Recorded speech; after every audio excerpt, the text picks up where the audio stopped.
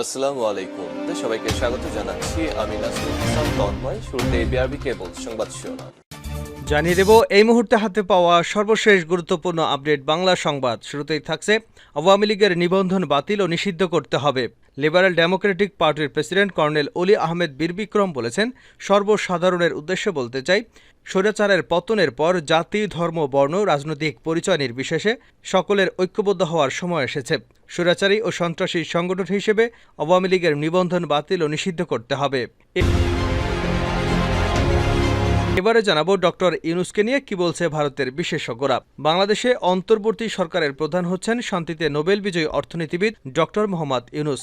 ভারতের সাবেক কূটনৈতিক, নিরাপত্তা বিশেষজ্ঞ ও বাংলাদেশের বিশেষজ্ঞরা মনে করছেন, সরকার প্রধান হিসেবে এই মুহূর্তে ডক্টর ইউনূসই সেরা ব্যক্তি।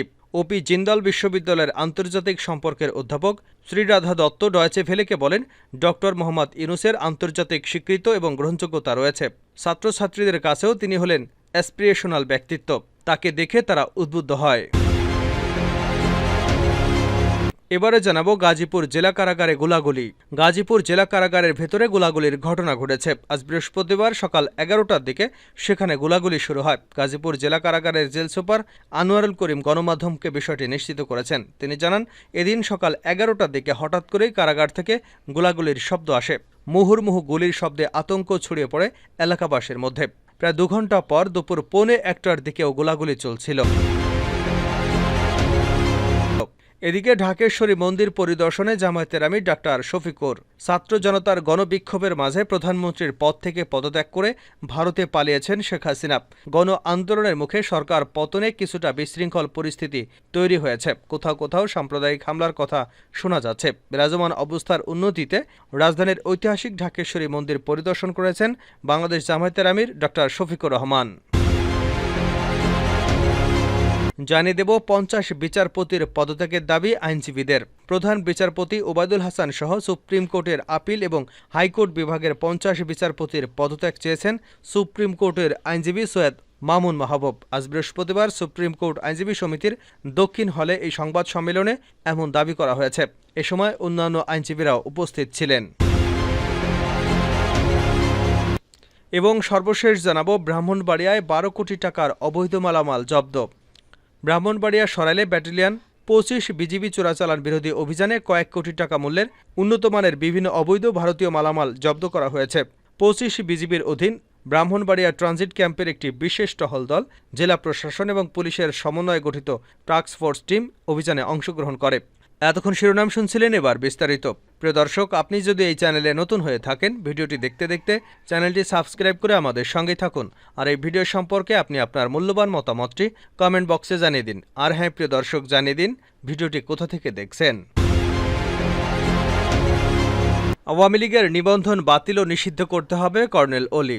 লিবারেল ডেমোক্রেটিক পার্টির প্রেসিডেন্ট ডক্টর কর্নেল অলি আহমেদ বীরবিক্রম বলেছেন, সর্বসাধারণের উদ্দেশ্যে বলতে চাই, স্বৈরাচারের পতনের পর জাতি, ধর্ম, বর্ণ, রাজনৈতিক পরিচয় নির্বিশেষে সকলের ঐক্যবদ্ধ হওয়ার সময় এসেছে। স্বৈরাচারী ও সন্ত্রাসী সংগঠন হিসেবে আওয়ামী লীগের নিবন্ধন বাতিল ও নিষিদ্ধ করতে হবে। বৃহস্পতিবার সকালে রাজধানীর মগবাজারের এলডিপির কেন্দ্রীয় কার্যালয়ে সংবাদ সম্মেলনে তিনি একথা বলেন। তিনি বলেন, নোবেল বিজয়ী ডক্টর মোহাম্মদ ইউনূস সহ নতুন সরকারের প্রতি আন্তরিক শুভেচ্ছা। তার উপর অর্পিত নির্বাহী দায়িত্ব পালনে সফলতার আশা ব্যক্ত করি। কর্নেল অবসরপ্রাপ্ত অলি আহমেদ বলেন, ছাত্র জনতার আন্দোলনে যারা শহীদ হয়েছেন, যারা আহত হয়েছেন, তাদের এবং তাদের পরিবারের ক্ষতিপূরণ, পুনর্বাসন, সুচিকিৎসার ব্যবস্থা করতে হবে। সংযুক্ত আরব আমিরাত, সৌদি আরব, সিঙ্গাপুর ইত্যাদি রাষ্ট্রে সাজাপ্রাপ্ত ও বহিষ্কৃত বাংলাদেশি ভাইদের মুক্তি ও পুনর্নিয়োগ বা পুনর্বাসনের ব্যবস্থা করতে হবে। 2009 থেকে যারা উপযুক্ত প্রমাণাদি ছাড়াই রাজনৈতিক প্রতিহিংসার শিকার হয়েছেন, তাদের বিরুদ্ধে সকল মিথ্যা মামলা তুলে নিতে হবে এবং যারা গ্রেপ্তার ও বন্দী হয়েছেন, তাদের অবিলম্বে মুক্তির ব্যবস্থা করতে হবে। প্রাক্তন সংসদ সদস্য ইলিয়াস আলী সহ সরকার কর্তৃক অপহৃত, নিহত, গুম করা ব্যক্তিদের তালিকা তৈরি করে বিচার নিশ্চিত করতে হবে। স্বতন্ত্র তদন্ত কমিশন গঠন করতে হবে। 1996 সালের পর থেকে মুক্তিযোদ্ধা তালিকায় যে অবৈধ ও অযৌক্তিক সংযোজন করা হয়েছে তাহা বাতিল করতে হবে এবং ওইসব মুক্তিযোদ্ধারা পশুদের চাকুরিতে নিয়োগ বাতিল করতে হবে। স্বৈরাচারী ও সন্ত্রাসী সংগঠন হিসেবে আওয়ামী লীগের নিবন্ধন বাতিল ও নিষিদ্ধ করতে হবে।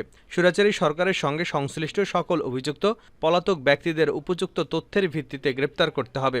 তাদের অবৈধ সম্পদ জব্দ করতে হবে এবং বিদেশে পাচারকৃত সম্পদ প্রত্যাবর্তনের জন্য আন্তর্জাতিক সম্প্রদায়ের প্রতি আহ্বান জানাতে হবে। বাংলাদেশের জল, স্থল, বিমানবন্দর দিয়ে কোনো অভিযুক্ত ব্যক্তি পলায়ন করতে না পারে বা অপরাধীদের অনুপ্রবেশ করতে না পারে সে ব্যবস্থা করতে হবে।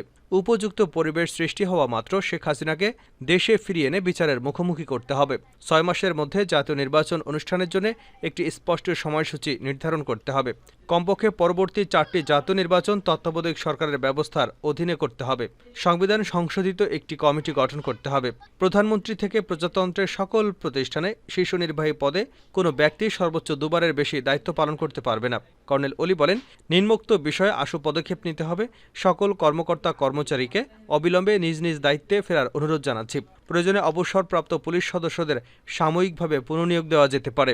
ডিজিএফআই এবং অন্যান্য আটক কেন্দ্রে আত্মসমর্পণকারীদের জন্য নিরাপদ আশ্রয়স্থল হিসেবে ব্যবহার করা যেতে পারে। সকল অবৈধ অস্ত্র সাময়িকভাবে নিকটস্থ আইন প্রয়োগকারী প্রতিষ্ঠানে জমা দিতে হবে। 2009 সাল থেকে ইস্যুকৃত সকল আগ্নেয়াস্ত্রের লাইসেন্স স্থগিত করতে হবে, যা তদন্ত সাপেক্ষে পুনর্বহাল করা যেতে পারে। অর্থনীতিকে পুনর্জীবিত করতে সর্বসাধারণের প্রতি আবেদন জানিয়ে কর্নেল ওলি বলেন, বন্দর, কাস্টমস এবং সকল সরকারি সেবা দ্রুততম সময়ে পুনরায় স্বাভাবিক করতে হবে। নিরাপত্তা নিশ্চিত করার সাপেক্ষে গার্মেন্টস সহ সব ব্যবসায়িক প্রতিষ্ঠানকে স্বাভাবিক কার্যক্রমে শুরু করার আহ্বান জানাই। প্রবাসী কর্মীদের বৈধ পন্থায় রেমিটেন্স পাঠানোর উদাত্ত আহ্বান জানাই। ডক্টর ইউনূসকে নিয়ে কি বলছে ভারতের বিশেষজ্ঞরা? বাংলাদেশের অন্তর্বর্তী সরকারের প্রধান হচ্ছেন শান্তিতে নোবেল বিজয়ী অর্থনীতিবিদ ডক্টর মোহাম্মদ ইউনূস। ভারতের সাবেক কূটনৈতিক, নিরাপত্তা বিশেষজ্ঞ এবং বাংলাদেশ বিশেষজ্ঞরা মনে করছেন সরকার প্রধান হিসেবে এই মুহূর্তে ডক্টর ইউনূসই সেরা ব্যক্তি। ওপি জিন্দল বিশ্ববিদ্যালয়ের আন্তর্জাতিক সম্পর্কের অধ্যাপক শ্রীধা দত্ত ডয়েচে ভেলেকে বলেন, ডক্টর মোহাম্মদ ইউনূস আন্তর্জাতিক স্বীকৃতি ও গ্রহণযোগ্যতা রয়েছে। ছাত্রছাত্রীদের কাছে তিনি হলেন অ্যাসপিরেশনাল ব্যক্তিত্ব, তাকে দেখে তারা উদ্বুদ্ধ হয়। শ্রীরাধার মতে ইউনূসকে কোণঠাসা করার যে চেষ্টা শেখ হাসিনা করেছিল, ভারতের সঙ্গে হাসিনা এবং আওয়ামী লীগের ঘনিষ্ঠ সম্পর্ক ছিল, কিন্তু এখনকার পরিস্থিতিতে ডক্টর ইউনূস সবচেয়ে গ্রহণযোগ্য বিকল্প। আইপিএস কর্মকর্তা শান্তনু মুখোপাধ্যায় এক সময় বাংলাদেশে ছিলেন। এই নিরাপত্তা বিশেষজ্ঞ জানিয়েছেন, বর্তমান পরিস্থিতিতে ডক্টর ইউনূসই সবচেয়ে ভালো বিকল্প। শান্তনু মনে করেন, ডক্টর ইউনূস পশ্চিমা বিশ্বের কাছে গ্রহণযোগ্য, ছাত্ররাও তাকে চাইছে, সেনাবাহিনীর কাছেও তিনি গ্রহণযোগ্য। তিনি ভারসাম্য রেখে চলতে পারবেন। তবে ডক্টর ইউনূসের সামনে সবচেয়ে বড় চ্যালেঞ্জ হল সহিংসতা বন্ধ করা এবং সংখ্যালঘুদের সুরক্ষা ব্যবস্থা নিশ্চিত করা। প্রবীণ সাংবাদিক জয়ন্ত রায় চৌধুরীর মতে ডক্টর ইউনূস যুক্তরাষ্ট্রসহ পশ্চিমা দেশগুলোর কাছে খুবই গ্রহণযোগ্য ব্যক্তিত্ব। বর্তমান পরিস্থিতিতে তিনি সেরা বিকল্প। আন্তর্জাতিক স্বীকৃতির পাশাপাশি দেশের ভেতরেও তার গ্রহণযোগ্যতা রয়েছে। ভারতের কাছেও তিনি গ্রহণযোগ্য ব্যক্তিত্ব। গাজীপুর জেলা কারাগারে গোলাগুলি। গাজীপুর জেলা কারাগারের ভেতরে গোলাগুলির ঘটনা ঘটেছে। আজ বৃহস্পতিবার সকাল 11টার দিকে সেখানে গোলাগুলি শুরু হয়। গাজীপুর জেলা কারাগারের জেল সুপার আনোয়ারুল করিম গণমাধ্যমকে বিষয়টি নিশ্চিত করেছেন। জানা গেছে, এদিন সকাল 11টার দিকে হঠাৎ করেই কারাগার থেকে গোলাগুলির শব্দ আসে। মুহুর্মুহু গুলির শব্দে আতঙ্ক ছড়িয়ে পড়ে এলাকাবাসীর মধ্যে। প্রায় 2 ঘণ্টা পর দুপুর 1:15টার দিকে গোলাগুলি চলছিল। জেল সুপার জানান, হঠাৎ কারাগারে গোলাগুলি শুরু হয়েছে। এখন পরিস্থিতি কিছুটা নিয়ন্ত্রণে এসেছে। এখন খুব ব্যস্ত আছি, পরে বিস্তারিত জানানো হবে। ঢাকেশ্বরী মন্দির পরিদর্শনে জামায়াতের আমির ডাক্তার শফিকুর রহমান।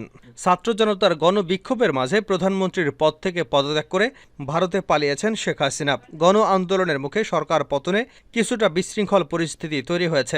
কোথাও কোথাও সাম্প্রদায়িক হামলার কথা শোনা যাচ্ছে। বিরাজমান অবস্থার উন্নতিতে রাজধানীর ঐতিহাসিক ঢাকেশ্বরী মন্দির পরিদর্শন করেছেন বাংলাদেশ জামায়াত ইসলামের আমির ডাক্তার শফিকুর রহমান। সরকার পতনে ভিন্ন ধর্মাবলম্বীদের বসতবাড়ি এবং বিরোধী মতের উপর হামলার ঘটনায় নিন্দা জানিয়েছে জামাত। বিভিন্ন জায়গায় জামাত এবং তার অঙ্গ সংগঠনের নেতাকর্মীদের মন্দির পাহারা দিতেও দেখা গেছে।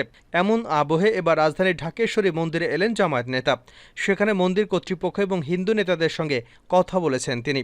পরিদর্শন শেষে সাংবাদিক সম্মেলনে হিন্দু সম্প্রদায়ের উদ্দেশ্যে ডাক্তার শফিকুর রহমান বলেন, আমরা কোনো দুর্বৃত্তকে প্রশ্রয় দেব না। যদি জামাত বা ছাত্র শিবিরের নাম কিংবা ব্যানার ব্যবহার করে কেউ আপনাদের জানমালের ক্ষতি করে, তার তালিকা আমাদের দিন। আমরা কেমন শাস্তি দেই, দৃষ্টান্ত স্থাপন করি, তা আপনারা দেখতে পাবেন। এজন্য সহযোগিতা কামনা করেন তিনি। নোবেল বিজয়ী অর্থনীতিবিদ ডক্টর মোহাম্মদ ইউনূসের নেতৃত্বে আজ বৃহস্পতিবার রাত ৮টায় বঙ্গভবনে শপথ নিতে যাচ্ছেন অন্তর্বর্তীকালী সরকার। আশা করা যাচ্ছে দ্রুতই আইনশৃঙ্খলা পরিস্থিতির উন্নতি ঘটবে। ৫০ বিচারপতির পদত্যাগের দাবি আইনজীবীদের। প্রধান বিচারপতি ওবায়দুল হাসান সহ সুপ্রিম কোর্টের আপিল বিভাগ এবং হাইকোর্ট বিভাগের ৫০ বিচারপতির পদত্যাগ চেয়েছেন সুপ্রিম কোর্টের আইনজীবী সৈয়দ মামুন মাহবুব। বৃহস্পতিবার সুপ্রিম কোর্ট আইনজীবী সমিতির দক্ষিণ হলে এক সংবাদ সম্মেলনে তিনি এমন দাবি জানিয়েছেন। এ সময় অন্যান্য আইনজীবীও উপস্থিত ছিলেন। গত সোমবার পদত্যাগ করে দেশ ছাড়েন শেখ হাসিনা। এরপর থেকে তার সরকারের আমলে বড় বড় পদে নিয়োগ পাওয়া কর্মকর্তাদের দায়িত্ব থেকে সরিয়ে দেওয়া হচ্ছে। আবার অনেকেই স্বেচ্ছায় পদত্যাগ করেছেন। এরই ধারাবাহিকতায় গতকাল বুধবার পদত্যাগ করেন রাষ্ট্রপ্রধান, আইন কর্মকর্তা অ্যাটর্নি জেনারেল এম আমিনউদ্দিন। আরেক অতিরিক্ত অ্যাটর্নি জেনারেল শেখ আহমেদ মোরশেদও পদত্যাগ করেছেন। এছাড়া আজ বৃহস্পতিবার পদত্যাগ করেছেন আরেক অতিরিক্ত অ্যাটর্নি জেনারেল এম মনির। অ্যাটর্নি জেনারেল অফিসে তিনি পদত্যাগপত্র জমা দিয়েছেন।